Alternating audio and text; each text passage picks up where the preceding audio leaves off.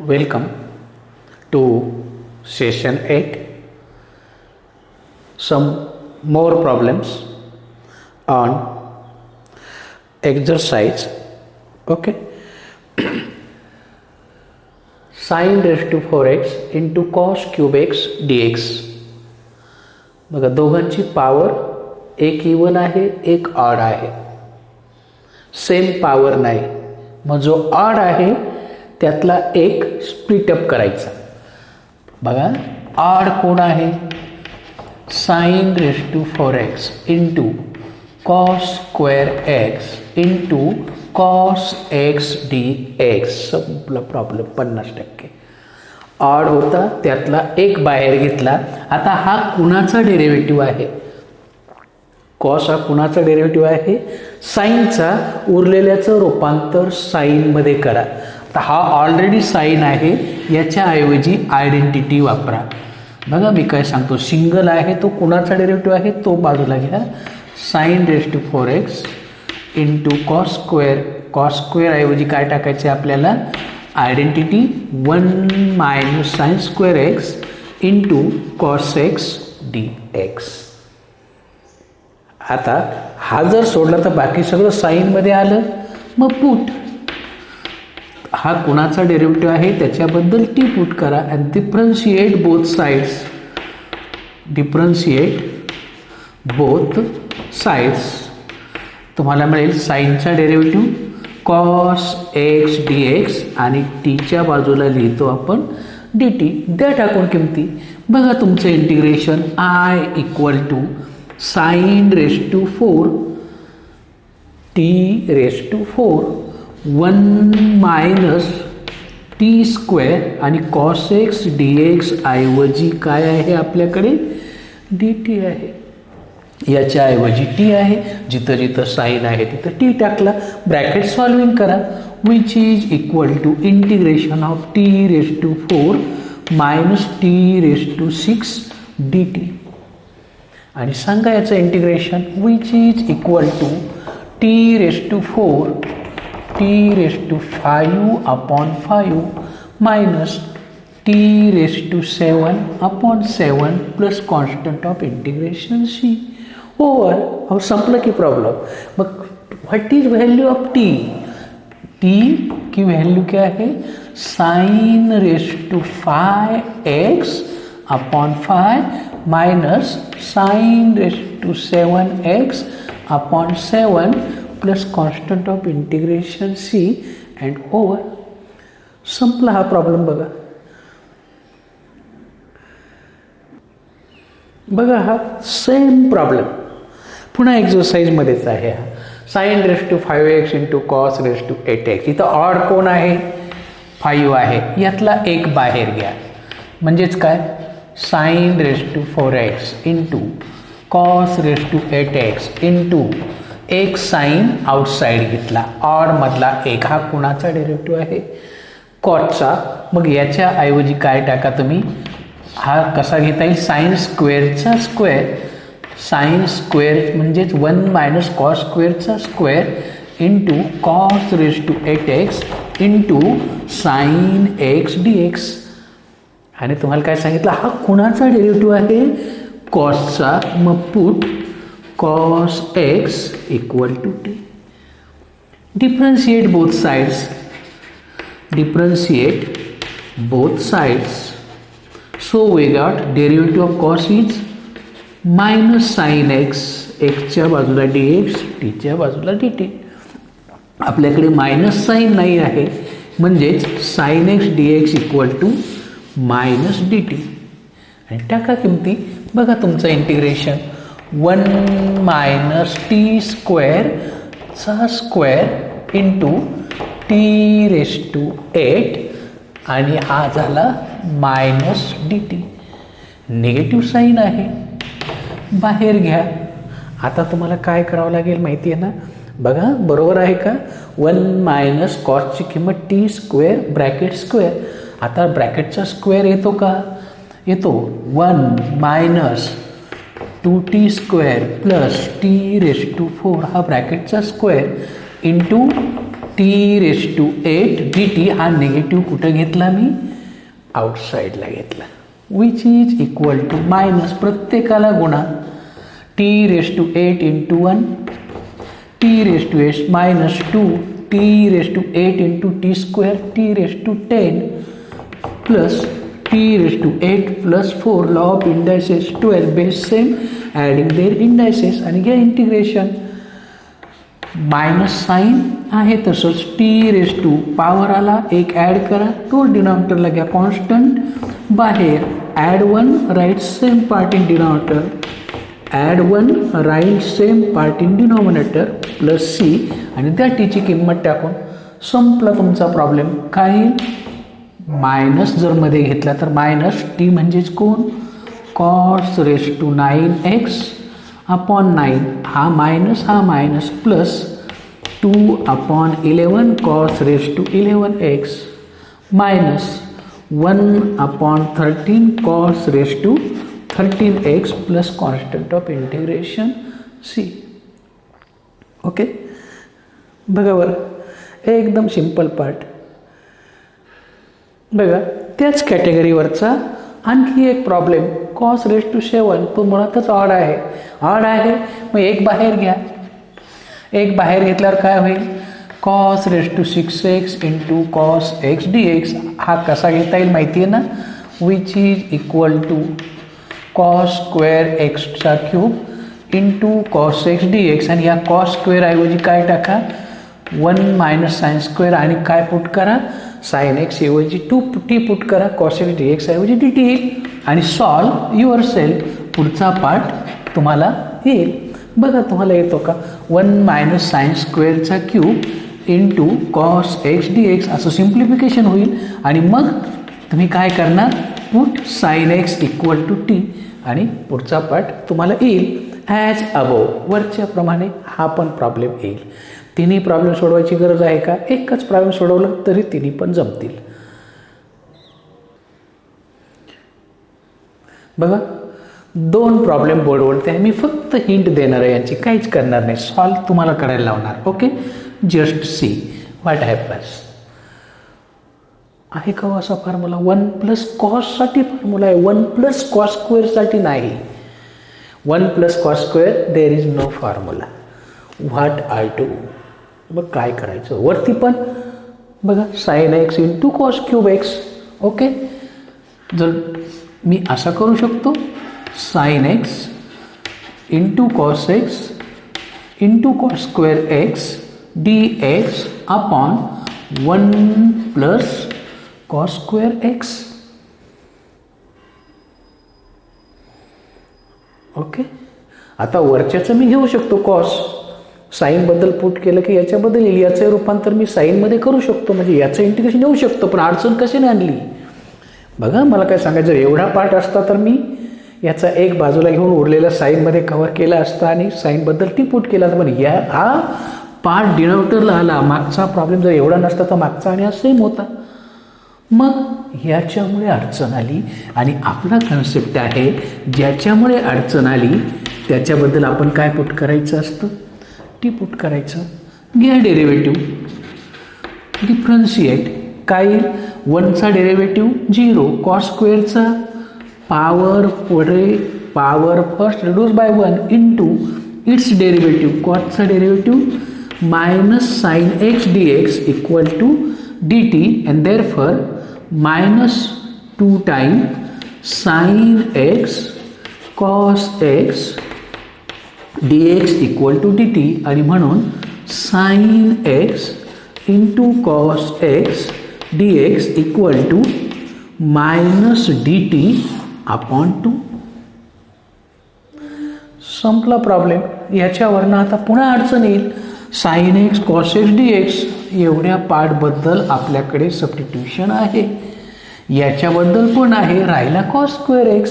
मग याच्यावरनं cos² किंमत काढून घ्यायची, cos²x इक्वल टू काही t-1 या किमती टाकून द्या आणि बघा तुमचं integration, sin x cos x dx minus dt upon 2 cos² x t minus 1 upon 1 plus cos square x T.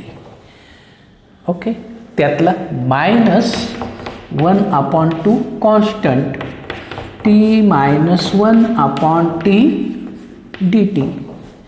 Divide separately minus 1 upon 2 1 minus 1 upon t dt, and that is equal to minus 1/2 t minus log t plus c. आणि त्या t ची किंमत टाकून, t म्हणजेच कोण, 1 plus cos square X minus 1/2 into bracket 1 plus cos square X minus log of 1 plus cos square X plus C.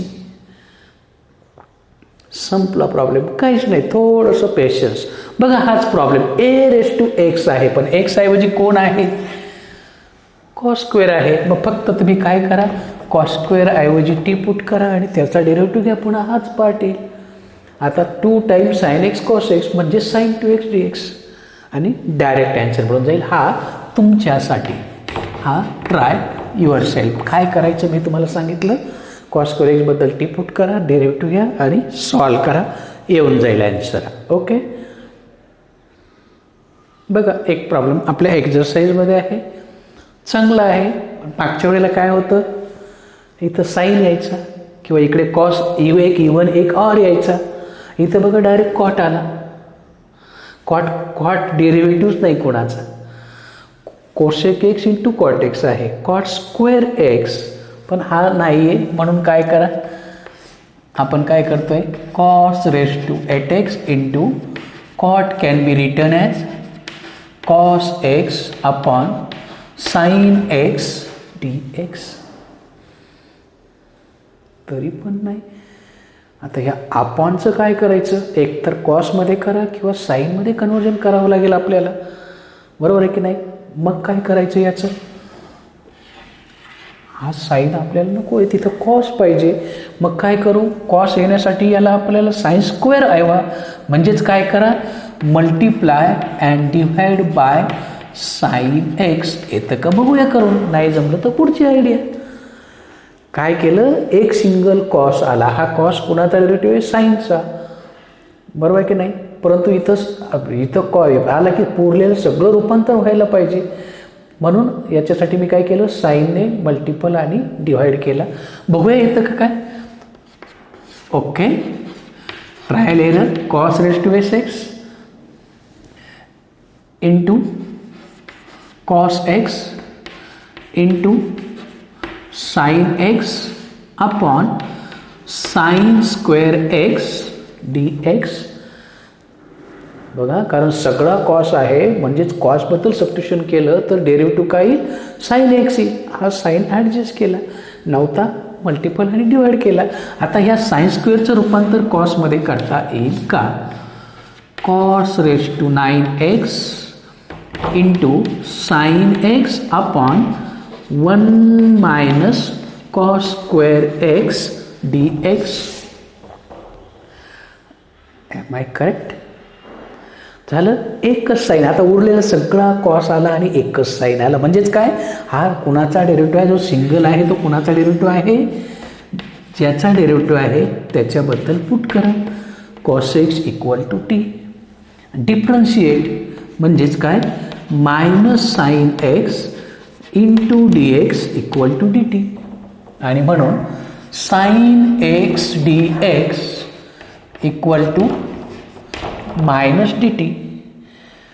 Okay, ह्या किमती तुमच्या इंटिग्रेशनमध्ये जर टाकून दिल्या तर तुमचं इंटिग्रेशन काय म्हणतं, cos raise to 9 T raise to 9 sine x D X minus D T upon 1 minus T square.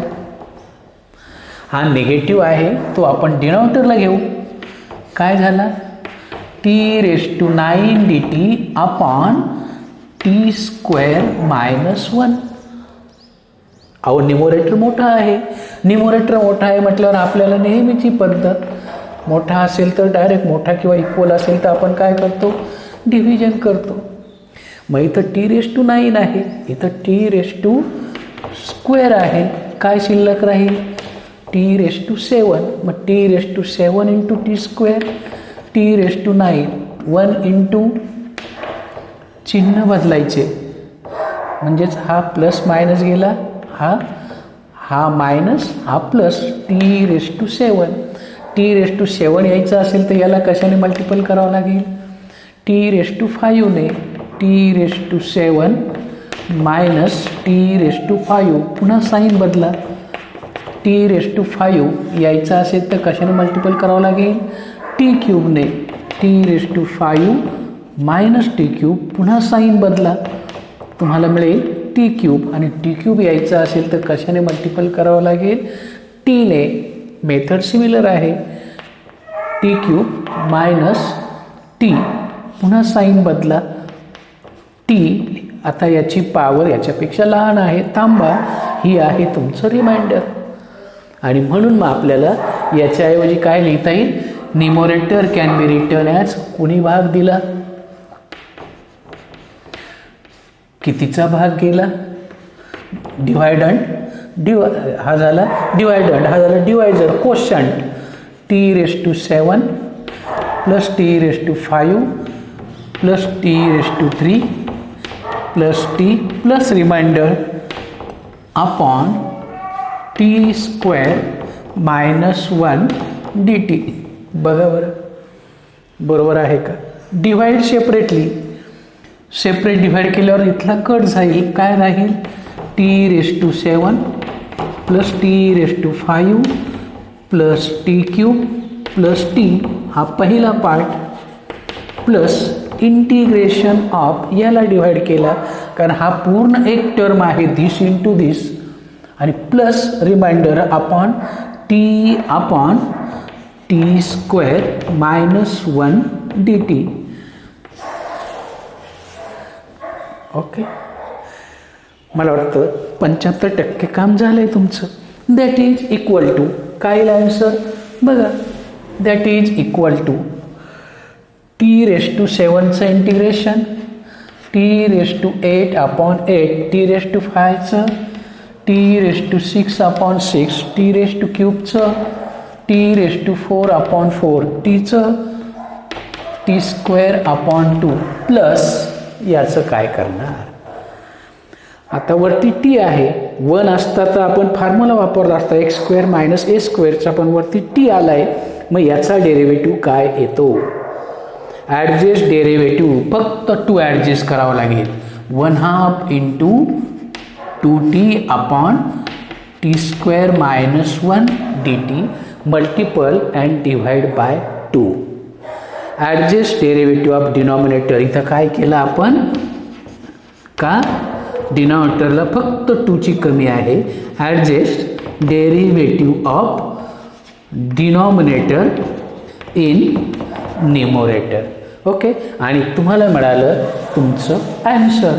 Okay, हा पार्ट इथपर्यंत आहे तसा, प्लस 1/2 याचा डेरिव्हेटिव्ह वरती आहे म्हटलं आपली प्रॉपर्टी काय सांगते त्याचं ॲन्सर लॉग येतं, आणि टाका टीच्या किमती. संपला तुमचा प्रॉब्लेम.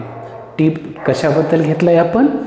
कशाबद्दल घेतला होता? टी कॉसबद्दल घेतला होता. म्हणजेच तुमचं ॲन्सर येईल cos⁸ upon 8 plus cos⁻⁶x upon 6 plus cos⁴x upon 4 plus cos² upon 2 plus 1/2 log of cos² minus 1 plus constant of integration c, आणि हॅज द ॲन्सर. छान प्रॉब्लेम, एकदम बेस्ट प्रॉब्लेम. ओके, बघा पुन्हा आणि सॉल्व करून बघा. सी, हा थोडासा वेगळा प्रॉब्लेम आहे. यांच्यामध्ये काय करायचं आहे आपल्याला माहिती आहे? Adjust angle of denominator in numerator. सांगतो का करायचे आहे ते पण सांगतो. की जर आपण आता याला फॉर्म्युला वापरला तर ही सिंगल टर्म आहे म्हणून काही प्रॉब्लेम नाही, पण जेव्हा स्प्लिटिंग करू sin x cos a minus cos x sin a, बरोबर आहे. कॉसाईन ए मायनस बीचा फॉर्म्युला वापरत हा वाढेल पुन्हा डिनॉमिनेटर एक्सटेन्शन झालेला आपल्याला परवडत नाही, कारण आपल्याकडे तसे फॉर्म्युले नाही. मग याला ऑप्शन काय? हा तर एक्सटेन्शन केलं तर अडचण येईल. आता सिंगल टर्म आहे, पण एक्सपान्शन केल्यावर 2 टर्म होईल. Sine A cos B minus cos A sine B formula वापरला तर. म्हणून मग हा अँगल वरती ॲडजस्ट करायचा. डिनॉमिनेटरला एक्सटेन्शन चालतं, डिनॉमिनेटरला प्रॉब्लेम येतो. न्युमरेटरला एक्सटेन्शन केलं तर चालेल. मग मी काय करणार? Equal to integration of cos of x minus a plus a. बघा बरं काय केला? Adjust angle of denominator in numerator. बस एवढीच एकमेव अट याच्यात आहे. Adjust angle of denominator in numerator. Okay, झालं, संपला प्रॉब्लेम. आता फॉर्म्युला डिनॉमिनेटरला नाही वापरायचा, न्युमरेटरला वापरायचा. कोणता? By cos of a plus b. हा तुमचा ए आहे, हा बी आहे. Cos of a plus b काय formula? Cos a cos B minus sine a sine b upon sine of as it is. Divide separately. मग separate divide करा. Separate divide केल्यावर होईल कॉस अपॉन साइन. पहिल्यांदा cos a into cos upon sine cot. मी direct घेतलं, इकडे divide केलं तर हा कट होईल आणि फक्त काय राहील? Minus sine a with respect to x. बघा, divide separately. Cos a constant आहे, घ्या बाहेर. Integration of cot of x minus a d x. Sine a constant आहे, बाहेर घेतला 1 डी एक्स आणि घ्या integration which is equal to cos a. कॉटचं integration log of sine of x minus a. कॉटचं इंटिग्रेशन लॉग ऑफ साइन आहे, coefficient 1 आहे, लिहिण्याची गरज नाही. मायनस साइन ए आणि याचं इंटिग्रेशन एक्स. मग एक्स फक्त पुढे घेतो, एक्स इंटू साइन ए प्लस सी आणि संपला तुमचा प्रॉब्लेम. एकदम सिंपल हा कन्सेप्ट आहे एक. ॲडजस्ट अँगल ऑफ डिनॉमिनेटर अशा प्रकारच्या प्रॉब्लेममध्ये येतो. ओके, वन मोर प्रॉब्लेम म्हणतो तुमच्यासाठी. बघा, सेम कॅटेगरी, फक्त अँगलमध्ये फरक आहे. डिनॉमिनेटरला एक्सटेन्शन करायचं नाही, न्युमरेटरचं चालतं. मग काय करायचं? Adjust angle of denominator in numerator. Bus adjust angle of denominator in numerator. मग करा ॲडजस्ट. तेवढी स्टेप दाखवतो, बाकीचा प्रॉब्लेम तुम्ही सॉल्व करा. एक्स प्लस बी पाहिजे, घेतला नव्हता म्हणून minus b minus a. Am I correct? Upon cos of x plus b with respect to x. थोडंसं सिम्प्लिफिकेशन करा. That is equal to sine of x plus b एकत्र minus sine, दोघांनाही minus आहे, a plus b upon cos of x plus b. आणि कोणता formula वापरायचा? Sine of a minus बीचा formula वापरा. साइन हा म्हणजे तुमचा काय आहे? ए आहे, हा म्हणजे बी आहे. Sign A minus B, sign A cos B minus cos A sine B. Okay, हा कॉस कॉन्स्टंट आहे, हा ए प्लस बी ज्याच्यामध्ये आहे तो कॉन्स्टंट आहे. मागच्यासारखं तुम्ही सॉल्व करा.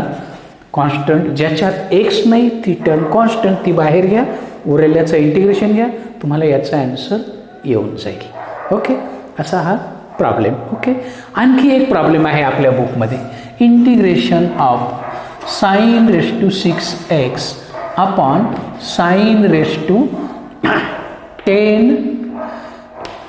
10x into sine raise to 4x dx. हा पण आपल्या sine raise to 6x upon sine raise to 10x into sine raise to 4x correct. हा आपल्या एक्झरसाइजमधला प्रॉब्लेम आहे. इथंही तेच करायचं. इथं अँगल किती आहे? 10 आहे. इथं किती आहे? 4 आहे. दोघांचं काय केल्यावर 6 येईल? कारण डायरेक्ट घेतलं तर असा कुठलाच फॉर्म्युला नाही आपल्याकडे. आणि याला तुम्हाला सांगितलं ना, याला सिंगल टर्म आहे, सिंगलच राहू द्या. स्प्लिटिंग झालं तर आपल्याला अडचणी. म्हणून फक्त न्युमरेटरला काय करायचं? 6ची 4 करायची बघा.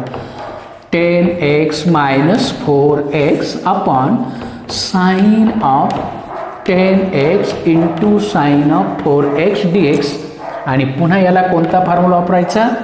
Bye sine A minus B formula वापरा. Sine A cos B cos A sine B. Divide separate करा त्याच्यानंतर आणि इंटिग्रेट करा. तुमचा ॲन्सर येऊन जाईल. ॲन्सर तुम्ही चेक करू शकता, which is given in also book. Okay. तर हा पण प्रॉब्लेम बघा, ह्या ॲडजस्टमेंटचे प्रॉब्लेम आहेत. खूप प्रॉब्लेम सोडवायची गरज नाही. असं आलं तर काय करायचं, अशा ज्या वेगवेगळ्या व्हरायटी आहेत त्या बघा. ओके. आणखी एक व्हरायटी राहिली ती आपण बघूया. ओके. ती व्हरायटी आपण पुढच्या सेशनमध्ये बघूया. Up till we stop. Okay and thank you.